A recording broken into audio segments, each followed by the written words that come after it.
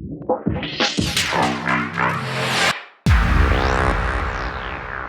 peasy lemon squeezy tribe.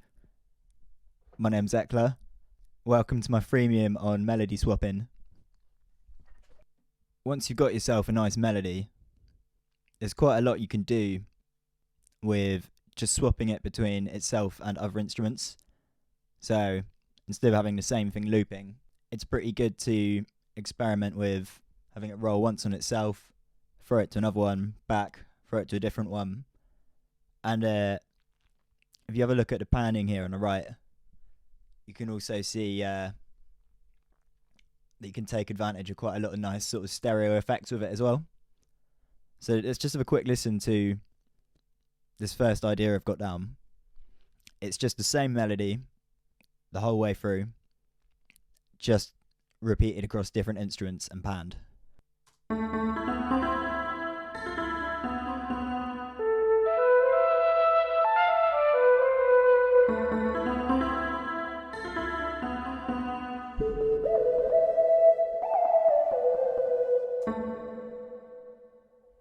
So that's one thing you can do. That's nice and easy.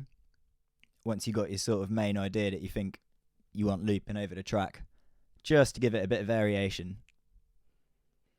Another thing you can do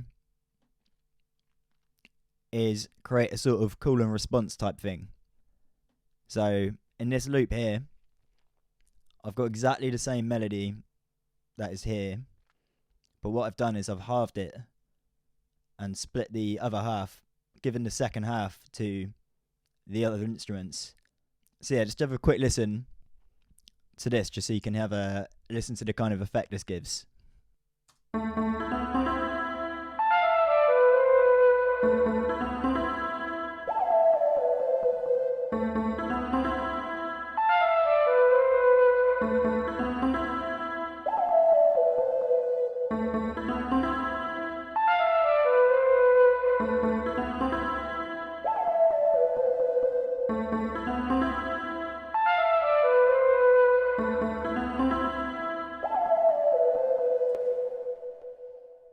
So already there, you can see that with not too much extra work, you can really play with how a melody comes across, whether it just comes across as a single idea which can be shared about, or whether actually a melody could be split into, could be kind of heard by the audience more as separate ideas that are all contained within something bigger.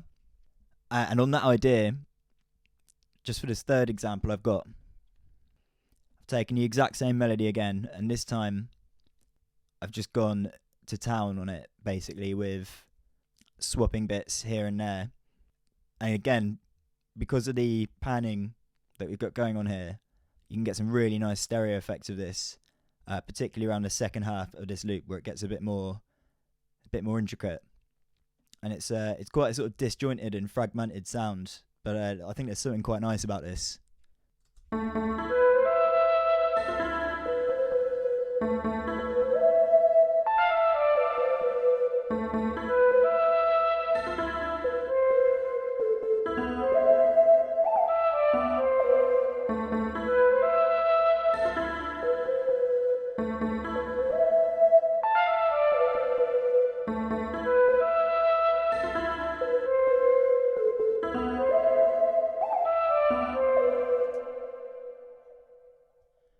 So yeah, I hope you liked this idea and it's given you something to have a think about in your own tunes.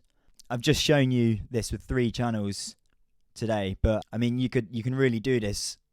It's infinite how many instruments you can split an idea across, really, and you can give them all different spaces across the stereo field. It's something you can really get lost in when you're playing with this. It's a lot of fun.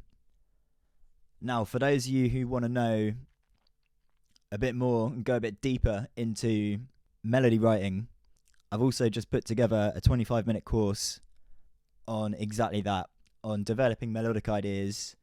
I talk about counterpoint, which comes from Western classical tradition. It's observations on what works in melodies, basically, that's been looked at over hundreds of years. And it's going to include ideas on how to diversify and add variations and complexity to existing melodic ideas you have.